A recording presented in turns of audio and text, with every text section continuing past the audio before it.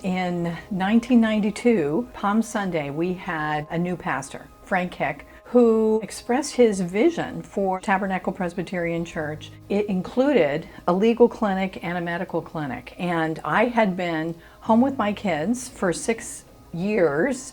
I had gone inactive in the bar. I thought I had completely retired. And all of a sudden I had this lightning flash experience where I felt like, oh my gosh, I can do this, I can help with this.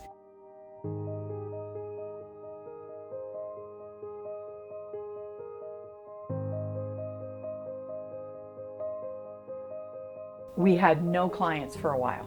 Now we knew there was a huge need. In fact, in 1993, there had been a study that was solicited by Indiana Legal Services that discovered that only 10% of the legal needs of the low-income community were being met in Indiana. But it took a while to get going because people have to trust you before they'll come in, and they have to know you're there. And eventually, within a couple of years, we had 10 intake sites around the city. Trying to navigate our legal system, whether it's trying to get food stamps or appealing a Medicaid determination, or whether it's someone needs to get an expungement of their criminal records so that way they can get a second chance at a job, or maybe it's a person that's trying to navigate our exceedingly complex immigration system. Doing all that without an attorney or legal guidance is next to impossible for many of our clients.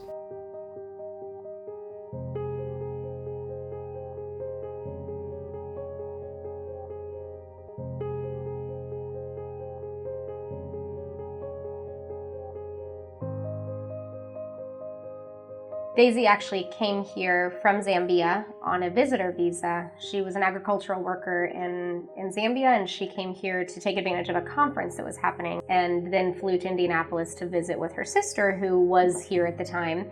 And she then met her now ex-husband and abuser. I really believed that he was in love with me. And then he told me that once you get married, you are legal to stay. I didn't know what the procedure was. I was naive because I was so much in love, and I decided to stay. She was severely psychologically and physically abused, psychologically manipulated. Her lack of status, which we often see with our clients, her lack of status became one of his biggest tools of manipulation and abuse.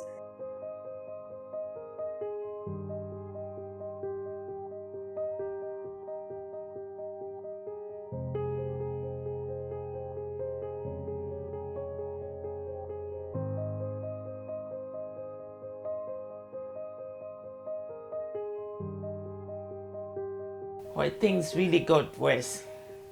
When he came home, he was drunk. He'd say, I'll get this baby. This baby's an American kid. You illegal immigrant. I'll call the police on you. I'll call Homeland Security. So the baby was sleeping on the couch, and then he cried. I just had a slap. On that time, I didn't care whether he had a knife or a gun or he was going to call the immigration.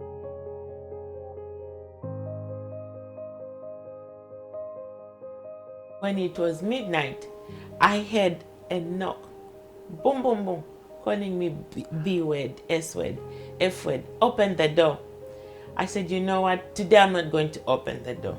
I was so scared that he has guns and knives. I went in the bathroom where I knew there was no window, no whatever. He called me, open, you B word. I said, I'm not going to open. He says, when I come in there, I'm going to kill you.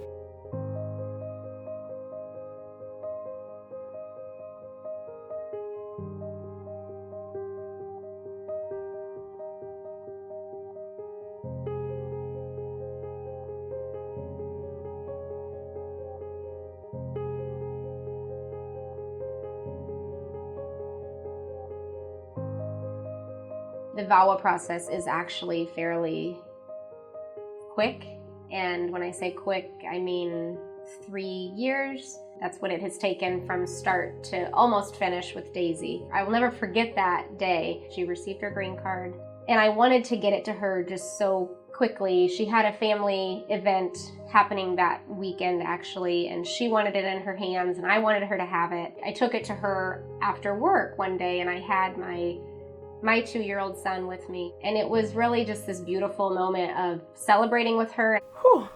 I cried. I thanked my God. I cried. I was so overjoyed. She said, "Annie, I am finally a free woman. I am driving about in the streets of this big city and I'm not caged anymore." And I just have always felt a real bond with Daisy. She has overcome so much, and I'm so grateful that she found the clinic and that we were able to assist her. She has a 19-year-old son in Zambia who lives with her mother. So she now has the ability to petition for him to come here. We are now in that application process. I really want to continue working. I really want my children to give them a good life. I really want to thank the clinic. May God continue using you. May God continue giving you your heart that you have. Without you people, I could have been suffering. I really, like I said, thank you is not enough. Defend the weak and the fatherless. Uphold the cause of the poor and the oppressed. Rescue the weak and the needy. Deliver them from the hand of the wicked. We started off with one neighborhood with a bunch of volunteer attorneys who had the moxie to say, we want to do something together. And then over the course of time, we just continued to remain faithful. We continued to say, God, bring the people here that need our assistance and that who we can walk with as equals. The access to justice gap is wider than it's ever been.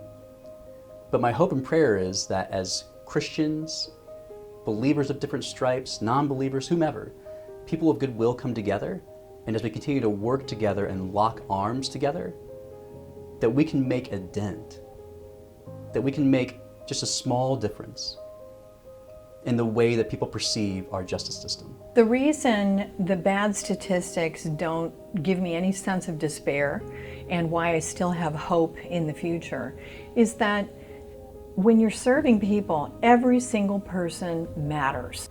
I want to thank those who have supported the clinic over the last 25 years by letting them know that this place would not exist but for their faithfulness. It's difficult to figure out how to say thank you for that, and so I think the only way I can say it is thank God for your faithfulness. Let Indianapolis be a city where the affluent help the poor and the poor love the rich. A city where love and charity and peace rule supreme, as they will do in the city whose builder and maker is God.